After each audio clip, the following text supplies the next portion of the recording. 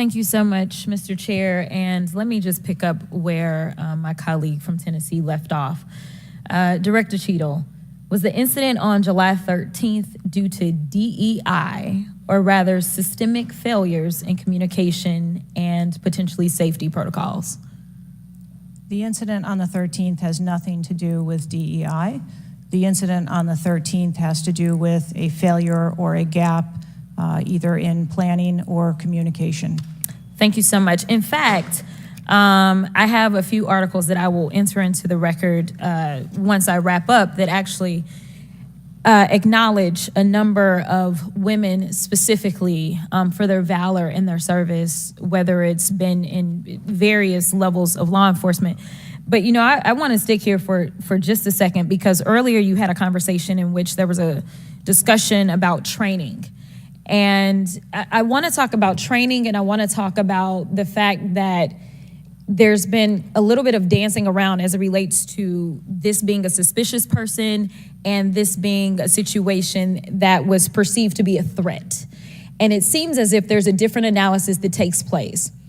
One of my questions has to do with if you have any bias training that your officers undergo. And the reason that I ask that, because as a civil rights lawyer, I have learned so many times in having to deal with law enforcement that there usually is not a perception of a threat when it is a young white male, even if they are carrying a long gun. Yet a lot of times, at least in this country, when it comes to law enforcement, there is a perceived threat just by somebody having a little bit more melanin in their skin. So I'm curious to know, because a lot of times, one of the things that we have consistently pushed for on my side of things, and when I say my side, is once we are looking at a tragedy in which law enforcement made an error, is the bias training and whether or not our officers are getting it. So I'm curious to know, in some of the training that you talk about that is part of your budget, has bias training been part of that? Yes, it is. Okay, thank you.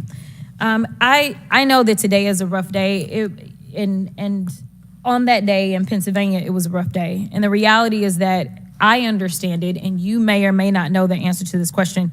In the space in which this event took place, it was an open carry space. Is that correct?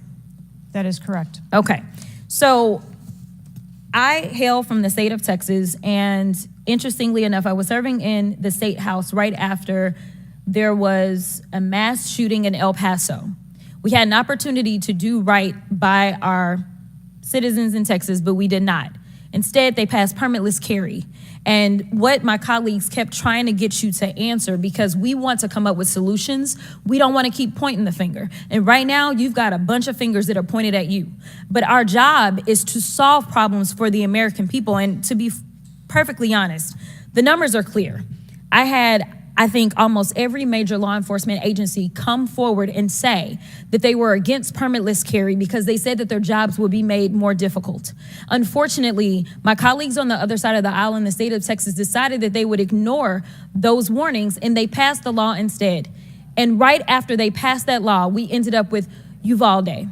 And we heard the stories of those officers that were scared to go in and save those babies because of the firearm in which that, in that case, 18-year-old had in his hands. They also were given an opportunity to say, hey, raise the age and make it to where at least you have to be 21 before you can possess this type of weapon. And they chose not to. And we have the facts.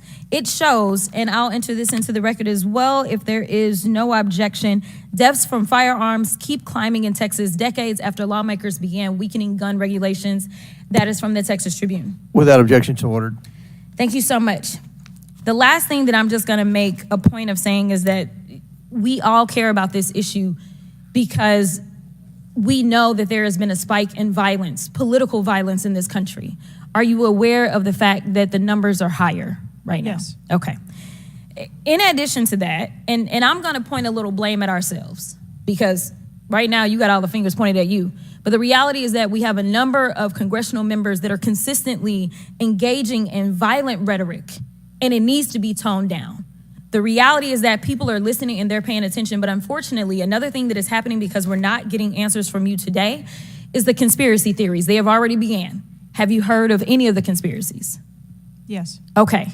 The problem with these conspiracies is that when people believe that, say, the president of the United States ordered a hit, or they believe it was an inside job, or whatever conspiracies they believe because they don't have any facts in front of them, that potentially incites the next level of violence at the next event in retaliation for this. So we are only begging for your job as it relates to being the director, as well as the men and women that you are protecting as their director, that you keep them safe by making sure that the American people have the information that they need so that they can feel as if Secret Service is on the side of the American people. And ma'am, I don't doubt that Secret Service is on the side of the American people. But right now, so long as these conspiracy theories continue to fester, it is going to make your job that much harder. Thank you so much, and I yield.